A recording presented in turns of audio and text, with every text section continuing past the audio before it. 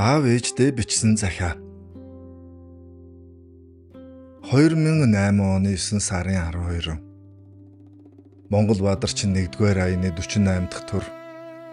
Испани Вант улсын Канари арлуудын Лас Пальмас хот.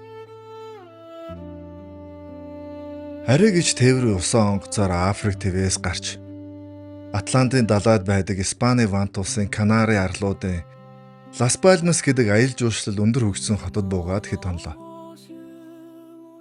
Энэ хүртэл маш хүнд замыг ганцаараа туулжээ. Өөрөө үзэж харсан зүйлсийн талаарх сэтгэлдээ цахим шуудангаар гэр бүл аав ээж рүүгээ илгээчгээд энэ цаг үеийн дэлхийг судлаач Монгол залуу аав ээждээ юу бичсэн нь дагагчдад сонирн байж магадгээд захиагаа Амай цэгийн блогд орууллаа. Аав ээждээ бичсэн захиа 3. Сайн байцгаана уу миний хайртай аав ээж. Хүн амьдралынхаа магадгүй хамгийн хүнд хэцүү үеийг даван туулсан юм шиг санагдаж байна. Амьдрал ийм олон янз байдаг гэж би өмнө нь төсөөлж байсангүй. Хин ч итгэмээргүй тийм хүнд бас амар замыг ганцаараа давжээ. Та хоёр интернет дэх тэмдэглүүдийг минь уншиж эхэлсэн цагаас хойш би маш болгоомжтой бичих болсон. Айчхвигээд дайн дажин аюултай бүсийг туулсныхаа дараа л тэмдэглээ блогдо оруулж байгаа. Одоо Африк твээс гараад Европын хамгийн гоё аялал жуулчлалын газруудад нэгт ирээд байгаад бол надад санаа зовсны хэрэггүй шүү. Өөрөө үзэж харсан, ойлгосон бүхнээ боломжоор тэмдэглэдээ бичиж байгаа болохоор та хоёр маань анхааралтай уншиж цаг тухайд нь хүүгийнхаа нүдээр дэлхийдээ танилцаад байгаарай. Танаа үеийнхэн их гүрнүүдийн хүйтэн дайны үед эх орноо хөлн дээр нь босох гэж тэмцэж байсан болохоор дэлхийг үзэх боломж байгаагүй шүү дээ. Нэгэн удаа дэлхийн хамгийн том сахарын цүлд хоноод өглөө сэртэл бороо орчихсон. Чихтэй агаар нь мянган бээрийн цаана байгаа эх орондоо байгаа мэт сайхан санагдуулж билээ. Зах хязгааргүй Конгогийн ширэнгөө ой гэж сая ан амтан шавж амьдардаг дундуур нь явах зайгүй шигүү ургамалтай ном ногоон ой байна лээ. Ачааны машинаар ширэнгөө ойн дундуур явж байхад яг л үлгэрийн оронд байгаа юм шиг санагдсан.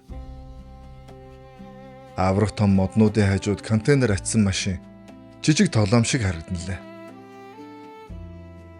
Дэлхийн хамгийн том Викторийн усан хүрхрээг боломж гарах юм бол та хоёртоо үзүүлэх юмсан. Сая литр ус зогсолтгүй урсаад л. Анх заан судалж явах боломж Ботсван улсад гарахад би маш их тогтолсон. Өвөг дээдс маань анх зааныг харах ямар байсан болоо. Тэд анх төрсөн сэтгэлдээ яагаад биш үлдээгүүгүй юм бол? Үлэг гөрүү шиг том амтан харж байснаа нутагтаа ирээд юу гэж тайлбарласан болоо? Хэрвээ тийм тэмдэглэл байсан бол бид уншаад тухайн үеийн хүмүүсийн сэтгэлгээг мэдэх байсан да. Тэр өдөр зааныг сундлаад Африкийн бутан дунд явж байхдаа онгон байгалыг дотроос нь үзэх завшаа надад олцсонд би маш их баярлсан. Харамсалтай намайг Ботсван улсаас хөдөлсөний дараахан тэр заанууд Шри-Ланк дасгалжуулагчдаа талаар нэг тараасан гэсэн. Өөрхий залуус. Амьдралаа дээшлүүлж ар гэрээ дэжээх гэж харин нутг руу яваад амиа алджээ. Тэр заануудыг жуулчдын үзүрт зориулж дасгалжуулсан компани нь байгаль орчны яамнасаа яах тухай асуухад тэр заануудыг нэгэн дасгалжуулсан тул зэрлэг байгаль хамгаалах хуульд хамаарахгүй хууль зүйн яамнаас асуу гэсэн байна. Тэд мэдээж хууль зүйн яамнаас асуусан баг. Тэгээд заануудыг ялтаж билээ. Санаатаагаар гэмт хэрэг үйлдсэн гэж шийтгэлтэй биш. Зэрлэг байгальд мөрөөрөө амьдарч байсан амьтдыг дасгалжуулаад ашиг олох санаа анх хинт төрсөн юм бол доо.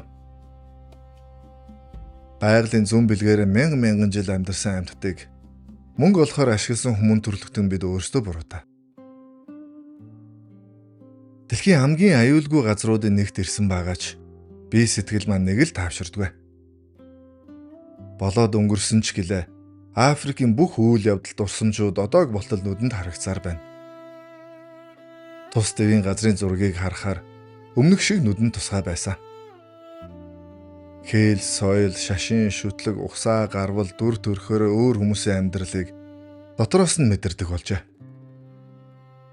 Өнөөдөр хэрвээ Африк гаралтай хүмүүнтэй таарвал гаднах төрхөөр нь аль бус нутгаас яваа болохыг гадарлаж чадна. Бас хаанаас ирснийг нь мэдэх юм бол тухайн хүн ямар нөхцөлд амьдарч ямар соёлд өсөж юу идэж явсныг нь хүртэл хэлэх байхаа. Зарим нэг зүйлд ханддаг хандлагыг нь ч гадарлана. Европчууд Африкийг эзлэхдээ нутгийнхны хэл, соёл, өв уламжлалыг нь шашин, мухар сүсгийн тусламжтайгаар үгүй хийгээд дараа нь 200 гаруй жил колоничилж иргэдийг нь боолчилсан байна. Европчуудын аимшигтай колоничлалын дараа өөрийн хэлээрээ ярьж үндэснийхээ хувцас өмсдөг улс гэж бараг үгүй болжээ. Европын эзэн түрэмгийлэгчид өөрийн төрлөх хэлээрээ ярих нь боловсралгүй шинж гэж олон Африкчуудад ойлгуулсан байна. Үүнээс болж гадаадд буюу Америкчууд Европчууд хэлж байвал зөв, гадаадд сурч амьдарсан бол илүү ухаантай гэсэн буруу ойлголт хүмүүсийн оюун санаанд нь гүн суужээ. Африкийн олон орны элит гихт эзэн нь өөрсдөө гадны тархи угаалгад дунд өссөн болохоор хүүхдүүдэд бас гадаадд сургаж, гадаадыг шүтэх ухамсарыг багаас нь суулгадаг байна. Тэгэд өөрийн улсын өв соёлоо сураагүй, иргэдийн амьдралыг мэдрээгүй, гадаадд сурч хүмүүжсэн элитийн шинэ үеийн төр засгийнхаа оройд гарчхаад цаг үедээ тохирохгүй бодлого хэрэгжүүлэн улс орноо улам сөхрүүлээд байгаа харагдана. Африкийн зарим улсад соёлтой соёлгүй гэдэг үнэлэх хүртэл олгодог байжээ.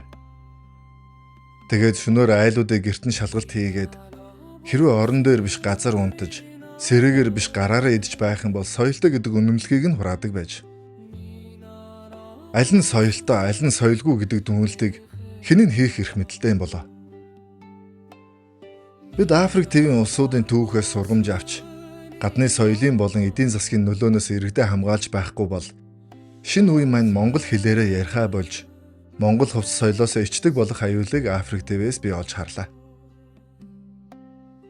Хөгжил буураа орны иргэд намайг хаанаас ирснийг асуугаад монгол гэж хариулах үед чи намайг өөрхөн улс руу аваад явчих тэхүү гэж гуйх юм. Өнөөгийн Монголд хүмүүс ажил орлогогүй, зарим айлууд хоолгүй, амьдрал тийм ч сайнгүй байгааг тэд мэдэхгүй. Яг л бидэнтэй адил гадаадын өнгөн талыг харсаар байгаад гадаад л гэвэл амьдрал сайхан байдаг юм шиг эндүрнэ. Саяхны нэгэн тэмдэглэлдээ ажил хайсан монголчууд Турк дахь Монголын элчин сайдын яамнаас тусламж хүссэн тухай бичсэн. Турк гэж улс чинь өөрсдийнхөө иргэдтэй ажил олгож чадахгүйгээс болж сайн ажиллах хүчээ гадаад Европ руу алдаад байхад манай ажил хайсан хүмүүст тэд яаж туслах вүлээ? Манай хэдэн залуус ажил хайж яваад өмнөд Африкт хүрч асуудалд орсон тухай бас сонссон. Тэр улсын 4 сая гаруй хүн амьдардаг Совет гэх дүүрэгт 10 ногооны төлөө хүн алхад бэлэн хүмүүс олон байхад манайхан хамаг хөрөнгө мөнгөө баран байж ажил хайгаад очиж байдаг. Урчилж судалж болдгүй юм бах та. Эх орноос л гарч байвал хаанч байсан сайхан амьдран гэсэн ташаа ойлголттой хүмүүс дэлхийд олон байх юм аа. Япон явж үзээгүй хүнд Токио хотын гудамжинд ядуучууд нь цаасаа хайрцагт унтдаг гэж хэлбэл итгэхгүй. Тэгэхээр мэдгүй зовлон их байгаа биз? Ядуу улсын иргэд зурагтаар гардаг гадны залуус шиг харагдахын тулд 5 сарын цалинтай тэнцэх гадны үнэтэй гутлыг шавхаа шороотой гудамжинд өмсөж одоо идэх хоолгүй хэрнээ брэнд зүйл хэрэглэж байна. Ямар ч тог цахилгаангүй нэгэн тосгонд хэрэглээ биш гангараа болгон ашиглах гэж ярианы нэгжгүй тансаг гарууц авсан байгааг харсан. Тэрхүү гоё уцаа ашиглахын тулд хэдэн цаг алхаж байж өндөр уулын орой дээр гарна. Бүх мөнгөө үнэтэй машинд зарцуулсан атлаа түшгүй хүмүүс ч байна. Ядуу орны хүмүүс бусдад баян харагдах гэж амьдралынхаа үнэт цаг хугацаагаа өр болон банкны хүүнд барж байна. Ядуугийн зовлон юм уу, юм үзээгүй зовлон юм уу? Демократик гэх хөрөнгөний тогтолцоог арчлал гэж буруу орчуулж нутагшуулсан Монгол улс 10 эдхэн жилийн дотор хэрхэн унсныг бүгдээрээ харсан. Тэгвэл биднээс 50-60 жилийн өмнө демократик гэх капиталист тогтолцоог хүлээн авсан Африкийн олон улсын нийтлэг жишээгээр ойрын ирээдүйд манай улс хаашаа явахыг тод харж болж байна. Хүн бүр сонгуульд оролцож саналаа өгөх эрхтэй тогтолцоог арчлал гэж байгаач зөвхөн мөнгөтэй хүн эсвэл түүний утсан хүүхэлдээ л нэрээ дэвшүүлж ялах боломжтой демократ тогтолцоонд жинхэнэ эх оронч сэтгэлгээтэй мэргэжилтнүүд төрдөө зүтгэх боломжгүй. Бас их хэмжээний мөнгө заран байж төрийн тамга атгсан хүмүүс хамгийн түрүүнд юу хийх нь тодорхой. Асуудал яг юунд байна гэдгийг харж чадахгүй байгаа нь Африк твийн улсуудын амьдрал муудаад байгаа гол шалтгаан нь болов. Шашин, олон улсын харилцаа, эдийн засаг гээд хүмүүн дүрсдийн орших эс оршихын төлөөх тэмцэлд сөхөрсөн улс Африк твд олон байсан. Чадaltaа нүлдэж сулан мөхтг нь байгалийн зам юм да. Бид Африкийн ямар улстай дотн харилцаа үүсгэж, харин ямар улсаас хол байх хэрэгтэй вэ гэсэн мэргэжлийн судалгааг гадаад харилцааны яамдаа зориулан бэлдэж байна. Энэ төв надад хичнээн олон зүйлийг ойлгуулва. Очиж байгаа таалагнаа. Монголдо хайраад Монгол улсын их сургуулийн олон улсын харилцааны дээд сургуулийнхаа багш оюутнуудтайгаа хамт дэлхийн мэдээллийн сан гэдэг зүйлийг монгол хэлээр бүрдүүлэх ажилд орох бодолтой байгаа. Гадны улс орнуудын амьдрал соёлыг монголчуудад хүргэх талаар манай гадаад харилцааны яам бас илүү их ажил өрнүүлэх хэрэгтэй мэт санагдаж байна. Өндөр хөгжилтэй орнууд дэлхийн улс орнуудын талаарх танин мэдхүйн нэвтрүүлэг, сургалтын хөтөлбөрүүдийг ихээр бэлдэж байна. Мөн иргэдээ гадаад орноо чөлөөтэй аялуулж, шинэ соргог бүхнийг устдаа авчрах нөхцөл болцоог хангасаар байна. Аргагүй шүү дээ. Тэд дэлхийн улс орнуудын тухай мэдээллийг аль 200 гаруй жилийн өмнөөс цуглуулад эхэлсэн баялаг соёл иргэншлүүд. Харин бид одоо л дэлхийг судалж, өөр соёл иргэншил, хэл соёл, ёс заншлуудын тухай монголчуудаа монгол ухаанаар хүргэж эхэллээ. Би өөрөө аялын үүрэг ач холбогдлыг ухаарч байгаа болохоор монголчууд бид яг юун дээр онож, юун дээр алдаад байна гэдгийг гадны түүх аж амьдралаас олохыг хичээж байгаа. Одоогийн тулсан 50 гаруй улсаас нэгэн дүгнэлт хийлээ. Хэрвээ айл нэг улс гадны соёлын нөлөөнд орвол хөгжлийн хурдан саардаг, эсвэл зогсдог юм байна. Харин өөрийнхөө онцлог соёлоо мэдэрч зөв ашиглаж чадсан улс орнууд хурдан хөгждөг юм байна.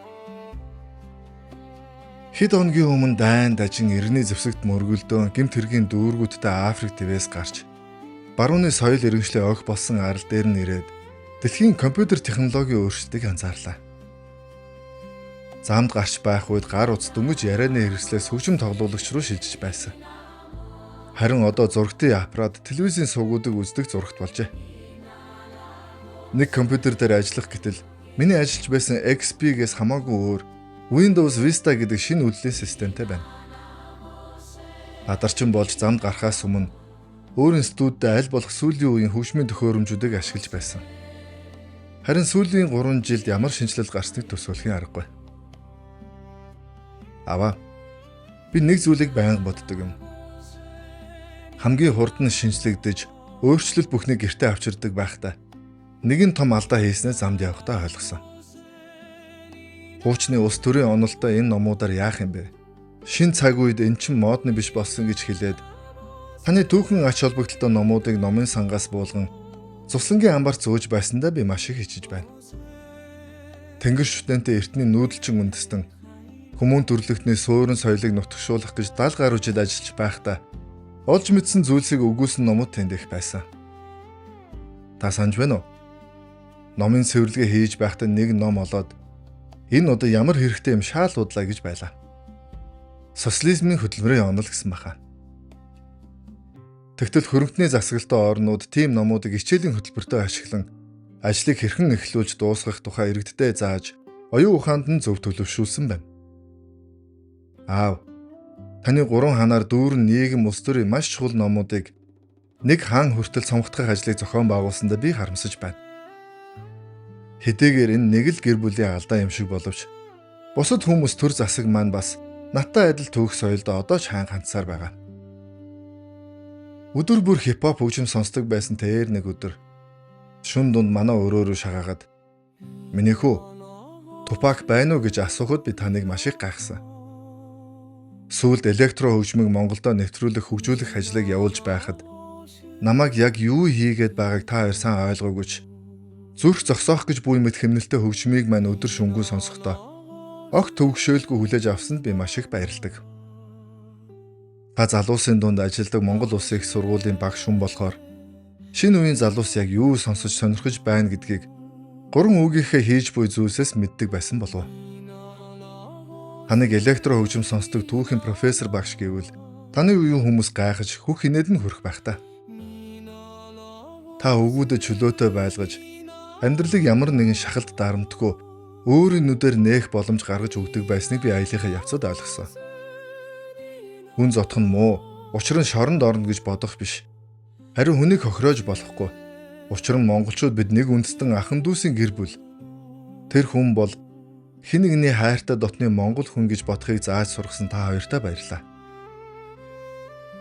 Уран бүтээлд үндэсний аялгауг оруулах нь зөв гэж аавтаа зөвлөсний дараа би трансыг монгол аялгаутай болгосон. Бурят ясны ёохор хэмээх дууг электро болгох санаа таних байсан шүү дээ. Тэр нэг өдөр хамт зурагт үзэж байхад та "Минийхүү, бурятуудын ёохор гэж маш гоё бүжгийн аялгау биш шүү.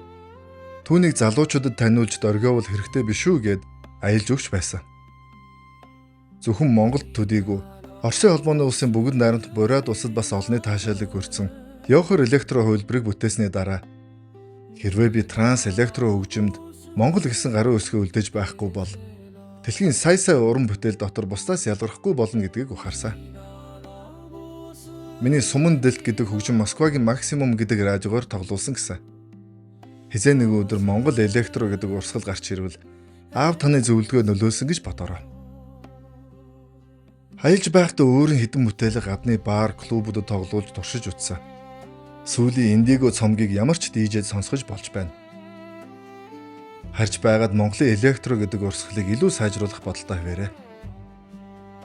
Би хөгжим, соёл, урлаг, уран бүтээлийн эрэл хайгуулаас болдоод 3 жил гаруй болжээ. Хаяа буцаад ажлаа хиймэр санагдахгүй олон гарна. Ээжээ. Би урлагт хөл тавих бодолтой байгаагаа танд анх хэлэхэд "Юу? Урлагийн хүн гинэ. Манай удамд ямар ч сайн уран бүтээлч байгаагүй шүү дээ" гэж миний санагтаа гайхан хүлээж авсан. Гэхдээ электро гэх хөгжмийн шинэ урсгалыг Монголд нэвтрүүлж, залуусын сэтгэлгээг өөрчлөх хүсэлтэй байгааг мань ойлгоод бүх хугацаанд надтай хамт бэрхшээл болгоныг давж ирсэнд би танд маш их баярлж авдаг шүү. Эхийн аз жаргал бол өрийн аз жаргал гэдэг үнэн баг. Манай нэг хамтлагийн уран бүтээл хүртэл юу амай хипхопыг сонс гэж хэлж байсан. Уг нь юу электро гэж байгаа санаа юм шүү дээ. Хүмүүс миний тухай ярьж бичихтэй амай, транс, электро гэд холж байна лээ. Монгол байх хугацаанд хүмүүст яг юу мэдрүүлэх гээд байсан бilé. Тэр бүгд амжилттай болсон шүү ээжээ. Өнөөдөр Монголын ихэнх клубд транс, электро хөгжмөд энгийн зүйл болсон. Хүмүүс гайхаж суух биш, босоод бүжгэлж байна гэж найзууд манд бичиж байна лээ. Сүүлийн цомогтоо оруулсан Эх орон гэдэг бүтээлийг зохиож байхдаа гэрээсээ хол хүний нутагт өөрийн бүтээлээ сонсох ямар сайхан байхыг төсөөлөөгүй ээжээ. Дэлхийг тойрохдоо маш их ганцаардахыг урьдчилаад мэдсэн юм шиг цомогтоо оруулсан дуу хөгжмүүд бүгд миний өнөөгийн аялын нөхцөл байдлыг өгүүлсэн мэт байна. Дурсамж, уйтгар, ганцаараа, Эх орон, ёохор, 6:30 нислэг гээд бүх бүтээлүүд ирээдүйд туулах аян замын тухай байжээ. Дэлхийг тойрч судлах нь үнэхээр миний хөв зай байсан болов уу? Аав ээж эмээ өвөө та нарын зааж сургаж байсан Монголын ёс бол зүгээр л харанхуугаар дагаж болдог үйлдэл биш. Харин үеийн үед боловсронгүй болгосон нийгмийн харилцааны тусгай дүрэн байжээ. Харин нутагт Монгол ёсоо мөрдөөд явхад дайнтай улсад хүртэл асуудалд орлого явж болж байна. Хэдийгээр бид эдийн засгийн бэрхшээлээс гарч чадахгүй байгаач ойрын ирээдүйд Монгол маань хөгжөөд бид дэлхийн улс орны соёл, байгалийн хөгжил, хүн ардын амьдралтай чөлөөтэй танилцж эхлэнэ гэдэгт би бүрэн итгэлтэй байгаа учраас шинэ газар нутгуудыг монголчуудаа нээсээр байгаа юм. Та хоёрт анхааруулхад сүүлийн үед дэлгэрээд байгаа интернет гэх мэдээллийн санд байгаа мэдээллүүдэд бүрэн итгэж болохгүй шүү. Түүнд тарих угаалга, сэтгэл санааг хордуулах зүйлс маш их байна. Улс орныг дотроос нь ялзруулдаг мэдээллийн дайны зэвсэг гэх үү дээ. Би гэрээ Эх орноо маш их санаж байна. Нэг өдөрч болов нутагтаа очих юмсан гэж өдөр бүр мөрөөдөж байгаа. Улс орн маань танигдахгүй болтлоо өөрчлөгдөн хөгжиж, залуусын сэтгэлгээ нь улам бүр шинжлэгдэж буйг найзуудаасаа сонсох сайхан байдаг. Шинэ өдөр ирэх тусам би өөртөө улам итгэлтэй болж, ямар ч нөхцөл байдалд туг барихад бэлдэж байна. За, сүүл захиагаа өргөжлүүлээ. Гарахаар боллоо. Сайн сууж угаараа түр баяртай.